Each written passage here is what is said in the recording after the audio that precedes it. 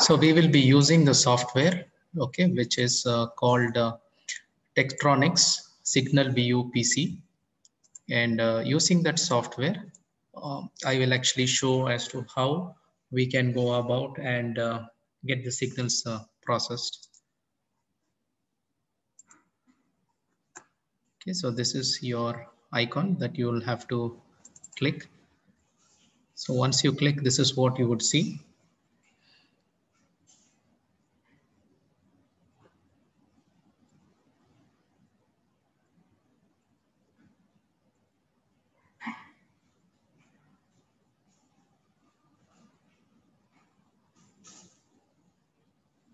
So this is your initial window, okay, where you can see the connection is red, which means it says it is not connected to our instrument, which is RSA 306. So what we have to do is we have certain steps that needs to be followed. So the first thing that I will be doing is, I'll be clicking on live link, connect to instrument. Then this is the code for the instrument, which is RSA 306. Okay, and the port address is also here. So once you click on this, this will start communicating with our device, okay, which is real-time spectrum analyzer. So once it starts communicating, we should be able to see this turning green. So this has turned green, which means there is communication happening between the computer and the device. Okay, right. So as I mentioned previously, this device is actually capable of handling frequencies from kilohertz to gigahertz. So in the range of 9 kilohertz to 6.2 gigahertz. And as I was mentioning previously, these FM signals are also available on your cell phones. But then the reason why we use this spectrum analyzer is because we can analyze each signals, right? We can analyze the power that is taken up and how much time it's taking for the signal to transmit from one end to the other end, and the levels are also taken into consideration. So the main important two ports that I've showed you is the USB 3.0 and the 20 dB antenna port, right? Okay. So here now what we have to do is click on setup displays.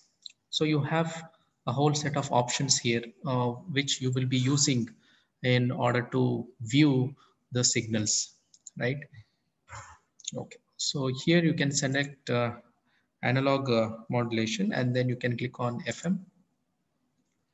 So once you click on FM, this will come up here, which is under selected displays. Okay. And you can press OK. So your blank window will actually start, with the response. I think you can hear, right, that the signals have started coming in, right? So just give me a moment as I tune in.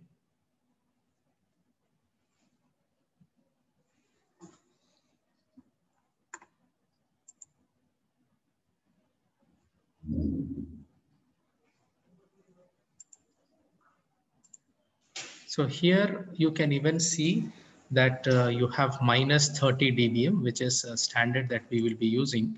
And the frequency option, okay, this is where you will be tuning in to any frequency, okay, and you will be able to hear the signals, right? Now, the other thing that, we can also check is that, you will have run option. Okay. So click on run, and when you say continuous, the signals will start continuously, right? Now here, if you can see, there is peak. Okay. I hope you can hear the signals, right?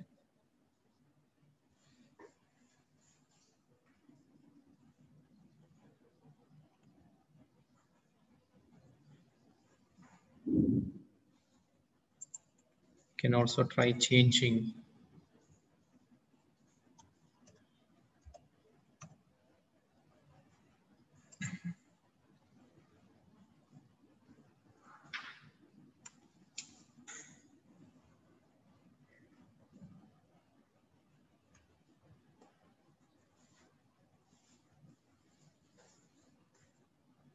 Okay. So these are the FM signals. Also, what we can do is, if in case these options here are dynamically changing, so you can click on run single. Okay, so once you click on run single, these options will all be these parameters will all be stable, and it will be easy for you to trace it out. Okay. The other thing that you can also do is you can view the spectrum, right? So that's the reason we are using it. So again, we get back to setup, displays. Okay. Then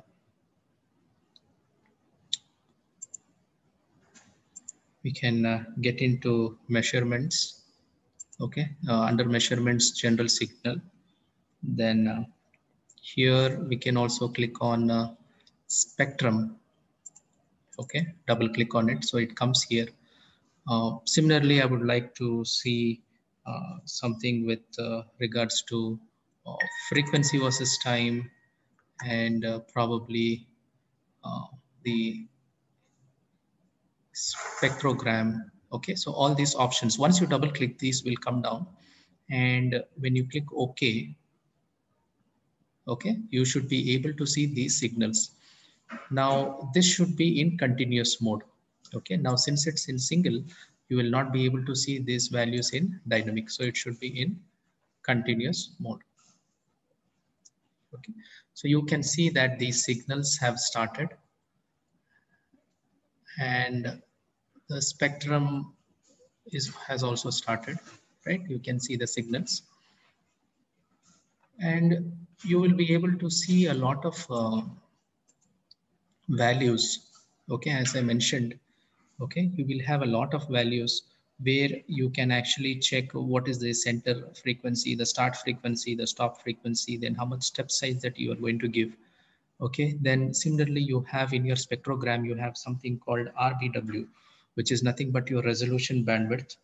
Okay, so this can happen towards the vertical line as well, right? And yeah, so this is your VBW, which is vertical bandwidth, right? So this also can be selected, and you will also find something called maximum resolution. Okay, so many such parameters, can actually be taken into consideration when we uh, get into setup, displays. Okay, and the options that we uh, select. Okay, so this is about your spectrum analyzer. So the reason why we are using this is because we can analyze each signals, right? For example, now I want to just check only the spectrum in detail, so I can maximize that window. Okay, now that I have stopped it, okay, so the signals are all stationary, right?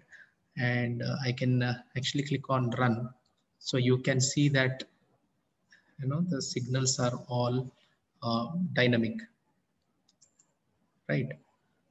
Okay, so in order to get these details, we will have to look into each window particularly, and we can actually get more specifics.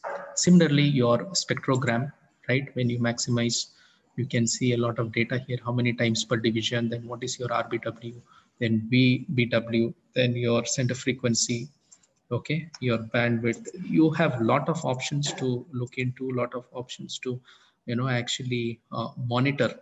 You can even uh, monitor signals. The Bluetooth signals also can be monitored using this spectrum analyzer. So there is n number of applications that can be used. As I mentioned previously, the applications are plenty, right? The applications are plenty.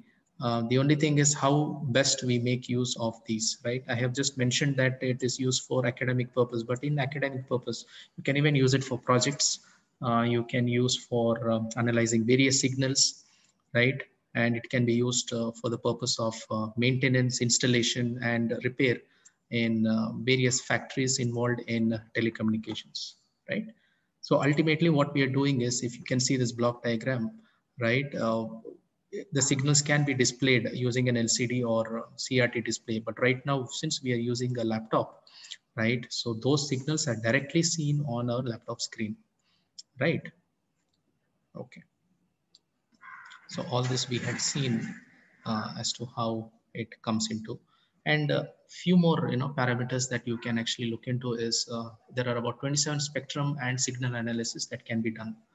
Okay, so as I mentioned, WLAN, Bluetooth, all these can be measured.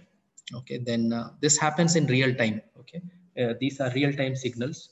So which means the analysis that happens is in real time, and if in case it's used in the field of telecommunications, then real time feedback gets uh, gets generated, and this can be used by the service providers in order to enhance their networks, in order to enhance their spectrum allocations, right? Then you have various APIs which actually helps in getting these uh, you know parameters analyzed. Okay, APIs, as I mentioned you earlier, is nothing but your application programming interface.